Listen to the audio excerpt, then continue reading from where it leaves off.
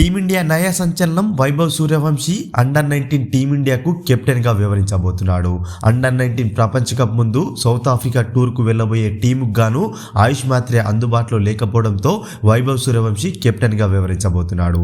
అతి పిన్న వయసులో అండర్-19 టీమిండియాకు కెప్టెన్గా వ్యవహరించిన తొలి ప్లేయర్గా వైభవ్ సూర్యవంశీ నిలవనున్నాడు. యాషెస్ 4వ టెస్ట్ మ్యాచ్లో ఇంగ్లాండ్ జట్టు విక్టరీ నమోదు చేసింది. హ్యాట్రిక్ ఓటముల తర్వాత విజయాన్ని అందుకున్న ఇంగ్లాండ్ జట్టు ఆస్ట్రేలియా గడ్డపైన దాదాపుగా 15 సంవత్సరాల తర్వాత విజయాన్ని అయితే అందుకుంది. చివరిసారిగా ఇంగ్లాండ్ జట్టు 2011 జనవరిలో ఆస్ట్రేలియా గడ్డపైన విజయాన్ని నమోదు చేస్తే దాదాపుగా 18 టెస్ట్ మ్యాచ్ల తర్వాత విజయాన్ని అయితే నమోదు చేసింది. ఈ యాషెస్ 4వ టెస్ట్ అనేది కేవలం 2 రోజుల్లోనే ముగిస్తే ఇంగ్లాండ్ జట్టు 175 పరుగుల లక్ష్యాన్ని 6 వికెట్లు కోల్పోయి ఛేదించింది. మరో 20 రోజుల్లో జింబాబ్వే నమీబియా వేదికగా జరగబోతున్న అండర్-19 ప్రపంచ కప్ కోసం టీమిండియా స్క్వాడ్ను బీసీసీఐ తాజాగా అనౌన్స్ చేయగా ఈ స్క్వాడ్కు ఆయుష్ మాత్రే కెప్టెన్గా వ్యవహరించబోతున్నాడు.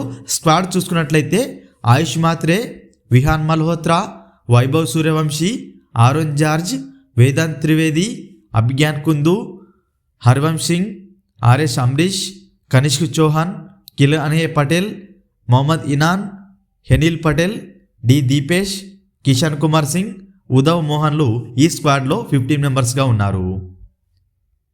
మన women's team captain Harmanpreet Kaur ప్రపంచ రికార్డు బద్దలు కొట్టింది. శ్రీలంక పైన హ్యాట్రిక్ విక్టరీ కొట్టిన టీమిండియా సిరీస్ను ఖాతాలో వేసుకోగా ఇది హర్మన్ప్రీత్కు టీ20లో 77వ విజయం.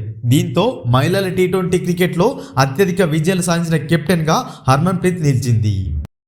మన ఉమెన్స్ టీమిండియా ఈరోజు శ్రీలంక ఉమెన్స్తో 4వ టీ20 మ్యాచ్ను తిరువనంతపురం వేదికగా అయితే ఆడబోతుంది. ఇప్పటికే 3 టీ20 మ్యాచ్లో వరుసగా విజయాన్ని నమోదు చేసిన మన టీమిండియా ఉమెన్స్ సిరీస్ను సొంతం చేసుకోగా ఈ మ్యాచ్లో గెలిచి మరొకసారి ఆధిక్యాన్ని కనబరచాలని చూస్తుంది.